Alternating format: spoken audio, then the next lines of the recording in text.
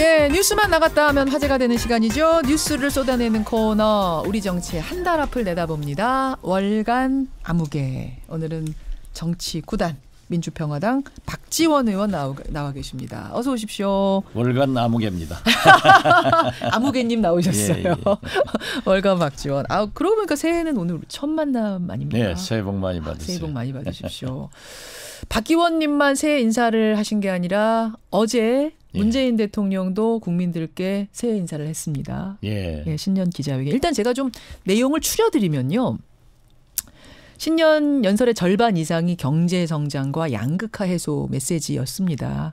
그리고요, 김정은 위원장의 방중은 2차 북미 정상회담 성공 직후가 될 거다. 예, 징후가 될 것이다. 뭐 이런 이야기들 했고요.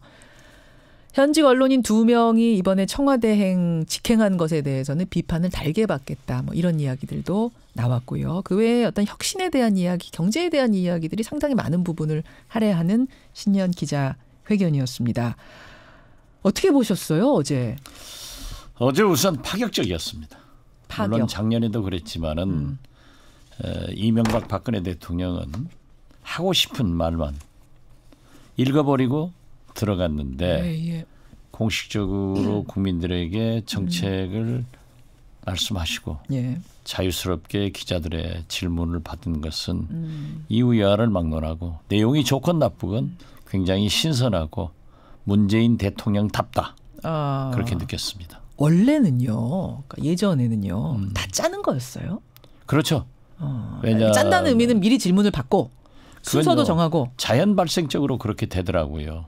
제가 김대중 대통령 모시고 이제 5년간 해보면은 그 방송 시간이 있기 때문에 이제 생중계를 하면은 10명 정도를 받겠다. 그러면 이제 그 선정을 하는데 자기들이 선정을 해요. 기자단에서 이번에 10명은 누구다. 예, 누구다. 제비뽑기를 하든 서로 하려고 하니까 제비뽑기 하죠. 그렇죠. 거기에 뭐 지방 기자, 외신 기자, 중앙 기자는 뭐 방송 신문해서 8명 들어가는데 분배를 하는군요. 그러면 자기들이 이제 중복된 질문을 하지 않기 위해서 자기들이 정하더라고요. 조정을 해서. 그러고 보면은 이렇게 질문한다고 나와 있으니까 하지만은 그렇게 인위적으로 청와대에서 최소한 김대중 정부의 때는 만들었던 건 아니에요. 그러니까 자연 발생적으로 이루어졌는데 어떻게 됐든 미국식으로 그렇게 자연스럽게 파격적으로 한 것은 문재인 대통령이 잘했다. 잘한 건 잘한 거예요. 잘하고 토크쇼 같이 마치 그렇죠. 어떤 순서도 어떤 질문이 정해진 것도 없이 했다. 이게 굉장히 파격이다. 뭐 그 과정에서 그래서 뭐 스타가 된 기자도 하나 있더라고요. 본의 아닌 본인이 원치 않는 스타가 돼. 그런데 그걸 가지고 굉장히 시비를 하던데. 그러니까 뭐였냐면 아시는 분은 워낙 화제가 돼서 아시겠지만, 그러니까 그 경제 기조를 바꾸지 않는 자신감은 어디서 오는 겁니까? 이제 이런 질문을 했어요. 그런데 기자는 국민을 대신해서 무엇든지 질문할 수 있는 거예요. 그리고 대통령은 무슨 질문에 대해서도 답변할 의무가 있는 거예요. 그 기자의 권리는 무엇든지 질문할 수 있고 대통령의 의무는 그 질문에 무엇든지 답변해야 된다. 근데 지금 너무 아무리 그래도 그렇지 너무 예의 없었던 거 아니냐, 자신감이 있냐라고 뭐 이런 지금 비판도 많거든요. 저는 그게 마음에 들던데요. 아니 그러니까 문재인 대통령이에요. 기자한테 그것도 할 수 있어요. 그렇죠. 그 질문도 할 수 있어요. 할 수 있어요. 마음에 안 드는, 만약 좀 비판을 하고 싶은 기자라면 비판적인 질문 하는 거고. 그렇죠. 그게 또 대통령은 답하시는 거고. 기자라는 분들이 본래 좀 그렇잖아요. 그러니까 결례하더라도 얼마나 자연스러워요. 무슨 자신감 가지고 그렇게 말씀하십니까? 왜 자연스럽잖아요. 신세대답게. 그걸 좀 꼬아서 물론 대통령에게 정중하게 해라 하는 것은 상식이죠. 그렇죠. 그렇다고 파격적으로 그 기자는 나는 굉장히 진짜 우리나라 민주주의가 저렇게 성큼 금년에도 또 한 번 다가오는구나. 좋게 느꼈어요. 그러니까 기자가 잘했다 그러다를 떠나서 일단 그 이야기가 그렇게 오갈 수 있다는 자체가 신선하다. 그렇죠. 그것이 민주주의죠. 알겠습니다. 기자가 예의 차리면 기자 아니죠. 예의까지 차렸으면 얼마나 더 좋았겠냐라는 이야기는 나오긴 해요. 기자가 안 그래요. 아니에요. 저희들 또 그냥 질문 받으면은 진짜 그냥 화가 날죠. 그러나 그런 것이 수준 떨어지는 질문하는 기자들도 있죠, 분명. 저는 그런 질문도 할 수 있고 그런 질문도 답변해야 된다. 예. 그것이 대통령이고 그것이 정치인이다. 그렇게 생각합니다. 알겠습니다. 김태우 신재민 폭로에 대한 건 좀 불편한 질문들도 있었거든요. 대통령이 답변을 잘 하셨다고 보십니까? 저는 잘 하셨다고 봅니다. 그게 사실 육급 행정관 추사가 또 전직 사무관이 한 것을 물론 굉장히 중요한 내용들이 의혹이 있으니까 예. 질문을 했지만은 대통령께서 말씀 잘 하시더라고요. 알겠습니다. 잘한 건 잘했다 하는 거예요. 잘한 건 잘했다. 계속 강조하시나요? 잘한 건 그러면 잘 못한 건 뭡니까? 못한 건 있으니까 제가 지금 그걸 얘기하려고 하는 거예요. 어떤 겁니까? 왜냐하면 경제 위기를 솔직하게 인정하고 예. 고용 정책에 대한 실패를 솔직하게 말씀한 것은 굉장히 잘하신 거예요. 예. 대통령께서 최소한 지금 현재의 국민의 고통을 이해하고 계시는구나 라고 했는데 그렇지만은 잘못된 정책에 대해서는 변화를 희망을 제시해야 될 것 아니에요. 근데 그건 아니고 뭐 지표가 좋다. 결코 뭐 변화가 없다 하는 것은 저는 조금 국민들이 느끼는 어떤 현실과 조금 동떨어진 게 아니에요. 설득하시려고 그렇죠. 했던 부분. 예. 그 그래서 부분은 저는 그분은 대단히 유감스러운 내용이다. 그래서 또 그 후 대개의 반응들이 그 문제에 대해서 지적하고 있다고 하면은 예. 대통령께서는 고려해서 한번 변화를 줄 필요가 있다. 이렇게 말씀드립니다. 그러면 새해에 우리 정부가 문재인 대통령이 더 역점을 둬야 될 부분이라면은 어제 뭐 신년사와 상관없이 어떤 부분이라고 보십니까? 역시 저는 처음부터 예. 기자회견 하시기 전에 무엇을 역점 둬야 될 거냐 해서 비핵화를 위한 대북 대미 정책에 대해서는 확고하게 지금 현재대로 잘 하셔야 된다. 단 미국과 함께 해야 된다. 아하. 이렇게 말씀을 했고 또 역시 5천만 국민이 다 경제가 나쁘다고 하는데 지금 현재 대통령께서 자꾸 지표상 경제가 좋다. 이렇게 얘기하는 것은 민심과 동떨어지고 국민들이 느끼는 피부 경제와 다르기 때문에 그걸 좀 강조하면서 새로운 변화와 희망을 주라 이렇게 했는데 역시 두 가지가 쟁점 아니겠어요? 근데 이제 이런 얘기를 정부에서는 아니 경제가 언제 그럼 우리가 몸으로 좋았던 적이 있는가? 항상 경제는 어렵다 한 거고 결국은 지표를 보고 얘기해야 객관적인 거다라고 홍종학 장관도 며칠 전에 나와서 그러시더라고요. 글쎄요. 그러니까 그게 다르고 다른 거예요. 예를 들면 DJ는 예. IMF 예한 얘기 때 국민들에게 호소를 한 거예요. 지금 현재 지표가 좋아지고 있어요. 그러니까 아랫목은 예. 온기가 들어왔는데 예. 여러분들에게 가는 윗목은 아직도 차다. 그러니까 조금만 협력해 주면은 윗목에 곧 간다. 이러니까 협력과 그렇게 설명을 인내와 희망을 가졌는데 여기는 지금 자영업 같은 건 붕괴예요. 청년 일자리. 네. 지금 알바가 제일 힘들어요. 예. 알바 쪼개기 해버리잖아요. 이런 현실인데 자꾸 지표가 좋다고 하니까 실제로 보면요. 경제 지표가 나쁘다라고 할 때는 우리 국민들은 별로 나쁜 걸 못 느낍니다. 오히려. 예. 좋다. 예. 좋아지고 있다가 예. 최고로 고통스러운 거예요. 저는 그 단계가 아닌가 그렇게 봐요. 그런데 그걸 자꾸 강조를 하시니까 국민들이 기분이 나쁜 거예요. 이렇게 힘든데 대통령은 좋다고 하니까. 그래서 저는 좀 그런다고 내가 경제정책을 뭐 바꾸고 어쩌고 경제정책은 결정할 때도 신중해야 되지만 또 그런다고 자꾸 바뀌면 신뢰를 잃어가지고 진짜 경제가 안 돼요. 경제는 심리이기 때문에. 그럼 소득주도 성장이라는 방향에 대해서는 좀 더 해봐라. 좀 더 가라 이쪽이신 거예요. 저는 이쪽으로 가라. 예. 그것이 아니고 그 소득주도 성장도 이런 문제가 있지만은 앞으로 이렇게 개선해 나가겠다. 설명을 하셔라. 예. 제가 자꾸 얘기지만 누가 최저임금 인상을 반대하겠어요. 누가 노동시간 단축을 반대하겠어요. 예. 누가 탈원전을 반대하겠어요. 예. 그러나 우리가 10대 경제 대국이라고 하면은 예. 점진적으로 해나가야지 급진적으로 하니까 지금 문제가 발생되고 있지 않느냐. 알겠습니다. 알겠습니다. 지금 말씀하시는 중에 이제 경제가 중요하다 새해, 또 하나는 한반도 비핵화 중요하다 말씀하셨잖아요. 예. 얘기 나온 김에 이거 잠깐 여쭙고 가죠. 북미 정상 만나죠? 만나죠. 언제 만납니까? 이번에 예. 김정은 위원장이 베이징을 방문해서 시진핑 주석과 회담을 만났죠. 한 것은 예. 최소한 남북, 미중 정상들이 합의된 거예요. 그래서 간 거예요. 예. 그리고 이번에 보십시오. 김정은 위원장이 귀국을 해서 국제사회가 환영할 만한 예. 성과를 낼 것이다. 북미 정상회담에서. 그렇게 얘기를 했단 말이에요. 예, 예. 그리고 어제 우리 문재인 대통령이 기자회견에서는 예. 북한이 ICBM을 폐기하면은 미국에서 상응한 조치를 할 것이다. 이런 것은 이미 다 물밑 접촉으로 합의된 거예요. 지금 다 된 거다. 네, 그래서 저는 북미 정상회담은 지금 2월설도 있고 예. 몽골 미국 대사는 날씨가 추우니까 몽골은 아니다.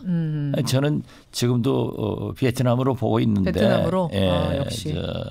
어떻게 됐든 저는 3월 정도 있을 것이다. 이렇게 3월 봅니다. 베트남 정도를 보시는군요. 예. 알겠. 그러면은 답방은 저 개인적으로는 선답방 후 북미 정상회담 이렇게 되는 것이 원칙이다라고 했는데 어제 대통령께서 선 2차 북미 그렇죠. 정상회담 후 답방으로 정리되니까 그것도 박지원이 아니라 문재인 대통령이 말씀하셨으면은 교감하에서 나온 거다. 그런 말씀 나왔다 이렇게 봅니다. 봄쯤 될 수 있겠네요. 그러면 그렇죠. 답방은 알겠습니다. 자, 신년사 얘기 해 봤고 청와대 인사 얘기로 한번 가볼까요? 인사. 지금 노영민 비서실장, 강기정 정무수석, 윤도한 국민소통수석 어떻게 평가하십니까? 저는 이미 굉장히 개인적으로 유능하고 검증된 그런 정치인들이에요. 또 언론인이고 그렇지만은 너무 친문 일색 아니냐. 어제 대통령이 그럼 친문 아닌 사람이 누구냐 이렇게 답변하셨는데 또 그것도 좀 이상해요. 왜요? 대통령께서 친문 아닌 사람이 누구냐 하면은 할 말 없어지는 거죠. 그런데 사실 지나친 친문 인사들을 기용을 했기 때문에 국민은 좀 탕평 확 열어서 감동적인 인사가 있었으면 좋았을 거다 했는데 어떻게 됐든 대통령은 또 청와대 비서이기 때문에 대통령하고 호흡을 같이 맞출 수 있는 사람 했기 때문에 무난하고 잘된 인사다 그렇게 평가합니다. 진짜 잘 됐다고 평가하시는 게 맞습니까? 앞에 전제가 좀 길었던 것 같아요. 그렇죠. 그런 전제가 알겠습니다. 있으면 이제 벽오동 심은 뜻을 아십시오. 그러니까 지금 강기정 정무수석 같은 경우에 근데 사실 친문 인사라고 보긴 좀 어렵다 이런 얘기 동네에서 나오는데 그래도 친문이라고 보십니까? 알겠습니다. 호흡을 잘 맞추기 위해서는 또 필요하다. 그렇죠. 이런 이야기도 많이 나오고요. 그런데 그게 꼭 측근도 있어야 되지만은 또 다른 전문가들도 있는 게 좋죠. 노영민 비서실장이 이런 얘기를 했어요. 실장이 됐든 수석이 됐든 비서일 뿐이다. 이 얘기를 두고서 해석들이 분분하더라고요. 조국 수석한테 하는 말이다 이런 이야기도 있고. 그건 옳은 말씀이에요. 제가 비서실장 할 때 비서는 입이 없다. 입이 없다. 그러면 조국 수석이 지금 트위터를 통해서 자신의 의견을 표현하고 이런 거 어떻게 생각하세요? 저는 조국 수석은 검경수사권 조정 등 사법부 검찰개혁에 대해서 아주 신념을 가지고 이것만은 달성해야겠다라고 하니까 안타까운 심정에서 그렇게 하고 있는 것으로 알고 있습니다. 안타까운 심정에서. 지나치니까 좀 표적이 되죠. 지금 그래서 저도 조국 수석 물러가라 했을 때 제가 맨 먼저 조국 수석은 유임해야 된다. 왜냐하면 더 중요한 것은 사법 검찰 개혁이다. 이것을 할 수 있는 사람이 과거에 보면은 법조인들이 하면 집단 이기주의로 빠져가지고 안 하더라고요. 제가 12년째 지금 법사위원을 하는데 그렇기 때문에 조국 수석만이 개혁을 할 수 있다. 촛불혁명의 산물인 문재인 정부는 개혁이 우선이다. 해서 유임하도록 하면서도 그 SNS는 좀 유임은 맞다가 지금 나경원 원내대표는 아니 조국 수석을 이번 인사에서 바꾸지 않은 거 이건 무슨 전쟁 선포냐 이렇게까지 발언했는데 그건 아니라고 보시고 그건 아니라고 보시고 나경원 대표도 아마 법조인이라 예. 그렇게 또 한국당이 이 사법부 검찰 검경 수사권 조정에 대해서 생각이 없는 분들이에요. 안 하려고 하더라고요. 안 하려고 하는. 그래서 자꾸 바꾸라고 하는 거라고 보시는 거예요? 그렇죠. 그러니까 개혁하기 위해서는 조국의 개혁을 위해서 필요하다. 다만 SNS는 좀 자제해라? 뭐 자기가 하는 손가락 가지고 하는 걸 누가 맡겠어요. 그렇지만 좀 자제할 필요가 있어요. 노영민 실장도 좀 그 뜻이라고 보세요? 자제하란 뜻으로 읽으세요? 저는 원론적 메시지를? 얘기지 그렇게까지 노영민 실장이 디테일한 얘기는 아닐 거예요. 알겠습니다. 예, 박지원 의원, 월간 박지원 함께하고 있습니다. 자유한국당 얘기 잠깐 해볼까요? 자유한국당 전당대회 날짜가 정해졌습니다. 다음 달 27일. 누가 제일 유력합니까? 글쎄요, 뭐 지금 보면은 홍준표, 오세훈 뭐 이런 분들이 거명되는데 등록해봐야 알겠지만은 저는 누가 되는 게 아니라 다시 박근혜당이 되느냐, 시대 정신에 맞게끔 하는 사람이 되느냐 이게 차이지. 뭐 나경원 원내대표도 그렇잖아요. 본래는 비박이었어요. 예, 그렇죠. 그런데 원내대표 되려고 지난번에 떨어지니까. 친박으로 귀순해가지고 본인은 그렇게 생각 안 하시겠지만 정치는 남이 보는 게 중요해요. 남이 보는 게 중요합니다. 친박으로 귀순했어요? 귀순했죠. 그러니까 친박에서 됐죠. 그런데 지금 당 대표도 똑같을 거예요. 그래요. 그래서 저는 홍준표 대표가 뭐라해도 가장 많은 표를 가지고 있는데 이분이 머릿속에 이 정치적 계산기가 제일 좋은 걸 가지고 있는 사람이에요. 박지원 의원보다 더 계산기가 더 좋습니까? 성능이? 뭐 더 좋습니다.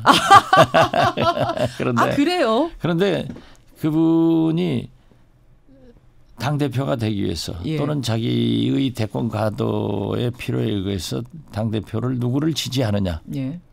그리고 친박으로 귀순하느냐. 이런 게 좀 흥미로울 거예요. 홍준표 전 대표는 친박은 아니거든요. 지금은 아니죠. 아니죠. 여러분 아닙니다. 그런데 홍준표 되게 보면은 친박이 당대표 나올 만한 분이 없었어요. 그러니까 그래서 뭐 황교안 총리가 나온다는 둥 뭐 이런 얘기가 지금 나오는 거 아니에요. 근데 홍준표 전 대표가 친박으로 귀순해서 그쪽하고 손잡을 가능성을 보시는 거예요. 아니 그런다고 하면은 홍준표 전 대표가 직접 나와서 될 수도 있고 홍준표 대표가 그렇게 지원하는 사람이 될 것이다. 지금 보면은 오세훈 전 서울시장이 상당히 클로즈업 되고 있는데 황교안 같은 분은 못 나올 거예요. 못 나올 거라고 보세요? 저는 그렇게 봐요. 왜 그렇게 보십니까? 나오면 떨어지니까. 아니 친박이 밀면 될 수도 있는 거 아니에요? 아니 그러니까. 홍준표 대표가 어떻게 하느냐에 따라서 달라지는 거예요. 홍과 친박이 손 잡는 순간 황은 멀어지는 것이다. 그렇죠. 아니 황이 선택받으면 되는 거죠. 둘 중에 누굴 선택할 거라고 보세요? 그런데 황은 이제 대권 후보로 강력하게 거론되고 있기 때문에 홍준표 대표가 썩 그렇게 하겠는가? 이걸 생각해 보면은 당 대표 시켜서 나중에 대권 후보로 같이 할 것인가 하는 거 보면은 좀 잘 생각해 봐야 될 거예요. 그러면 지금 다른 당 입장에서는 뭐 여당 포함해서요. 누가 되는 게 제일 좋습니까? 시대 정신에 어긋나는 정치를 하는 친박 세력이 되면은 좋죠. 여당은. 그렇게 되면은 비박들은 헤어지게 될 거예요. 헤어지게 될 거라고. 분열이 되는 거죠. 그러면 유승민 전 대표는 어디로 갈 거예요? 어디로 갑니까? 친박으로는 못 갈 거예요. 못 가죠. 그러면은 문제가 있는 거죠. 그래서 저는 이 전당대회를 계기로 해서 친박과 비박 그리고 바른미래당의 움직임 이런 걸로 봐서 손학규 대표가 무엇을 자기 정체성을 선택할 것인가. 뭐 거기에서 이제 상당한 정계 개편이 있을 겁니다. 손학규 대표의 움직임에 주목해야 되는 겁니까? 손학규 대표는 이제 바른미래당이 친박 비박으로 한국당이 재편됐을 때 함께 있는 유승민 대표는 어디론가 가실 거예요. 그렇죠. 그때 손학규 대표가 어떤 선택을 하느냐.